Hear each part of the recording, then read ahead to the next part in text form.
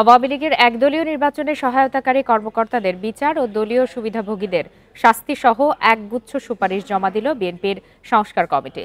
আর এসব প্রস্তাবে গুরুত্ব দেওয়া হবে জানিয়ে জনপ্রশাসন সচিব বলেছেন, বঞ্চিত ৭৬৪ জনকে পদমর্যাদা সহ আর্থিক সুবিধা দেওয়া হচ্ছে।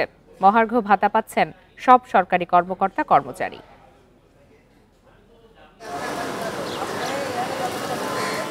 অন্তর্বর্তী সরকারের পাশাপাশি প্রশাসনিক সংস্কার নিয়ে কাজ করছে রাজনৈতিক দলগুলো। সে ধারাবাহিকতায় জনপ্রশাসন মন্ত্রণালয়ে নিজেদের প্রতিবেদন জমা দিল বিএনপির কমিটি।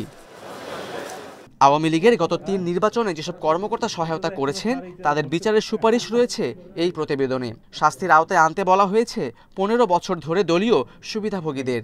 এ সময় বিএনপির সংস্কার কমিটির সদস্য ইসমাইল জবিউল্লাহ জানান, তাদের সরিয়ে পদবঞ্চিতদের সুযোগ দিতে হবে। আমরা কোনো দলীয় লোক চাই না। একটা জিনিস মনে রাখা উচিত, আপনারা আমাদের এই দেশের সন্তান সবাই, সান অফ দি সয়েল। কথা হলো যে প্রশাসনের লোকজন হবে নিরপেক্ষ। সে একটা দল করতেই পারে যেহেতু হি ইজ এ ভোটার, কিন্তু তার যে লাইকিং বা disliking will not reflect in the office he serves.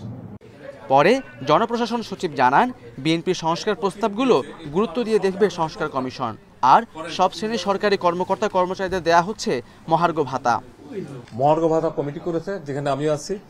আমরা সামনের সপ্তাহে প্রথম মিটিং করব এবং ওখানে একটা স্ট্র্যাটেজি কৌশল অথবা কিভাবে আপার লিমিট লোয়ার লিমিট ঠিক করে অফিসার স্টাফ স্ল্যাব ঠিক করে ইনক্লুডিং পেনশনার, এবার যাতে পে স্কেল এই মহার্ঘ ভাতার সুবিধা পেনশনাররাও পায় সে ব্যাপারে সরকার একমত।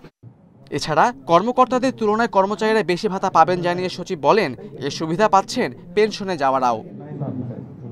Khaled Raihan, independent news, Dhaka.